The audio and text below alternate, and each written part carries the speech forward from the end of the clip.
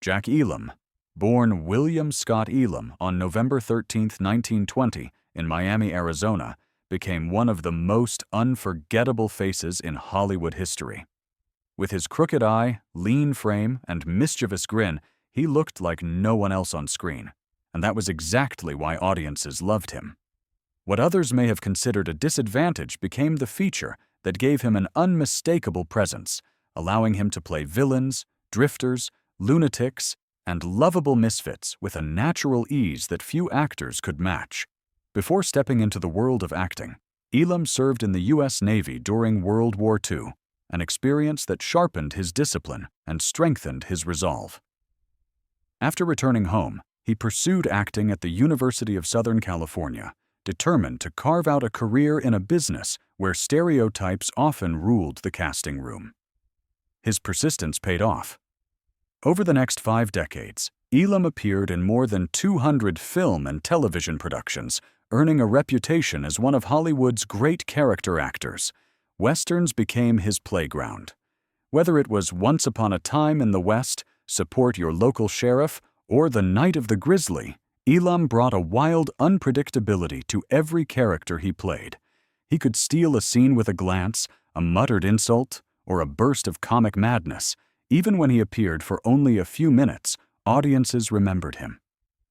But for all his humor and offbeat charm, Elam was never shy about his opinions. He had strong feelings about directors, co-workers, and the business itself. And among all the people he encountered, there was one Hollywood legend he held a deep and permanent dislike for: Gary Cooper. The Hollywood icon Jack Elam couldn't stand. To most of the world, Gary Cooper was the embodiment of the classic American hero. Quiet, noble, and effortlessly charismatic. He won Oscars, defined a generation of Westerns, and became the face of rugged integrity on screen. But to Jack Elam, the reality didn't match the legend. Years after working in the same industry, Elam openly admitted he could not stand Cooper's approach to acting. Where fans saw stoic brilliance, Elam saw something far less flattering. "He just stood there," Elam once said. "Everyone else worked their tails off, and people praised him for doing almost nothing." Elam believed Cooper's celebrated understatement wasn't skill, it was a lack of effort. As a man who rehearsed obsessively and treated every scene like craft, Elam had little patience for actors who appeared detached or uninterested. Cooper, in his eyes, represented Hollywood's obsession with image over talent. Another grievance cut even deeper.